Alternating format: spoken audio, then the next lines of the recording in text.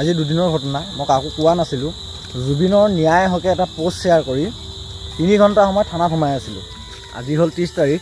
বিশেষকৈ কথা এটা কাকো কোৱা নাছিলো, একচুৱেলি সকলোৱে গম পোৱাটো বিচাৰো। আৰু এইটো ভিডিঅ' বনোৱাৰ পিছত যদি মোক আহি পুলিচে ঘৰৰ পৰা লৈ যায় একো আপত্তি নাই, লৈ যাওক। একচুৱেলি জুবিনৰ ন্যায় হকে মাত মাতোতে আজি এইটো অৱস্থা।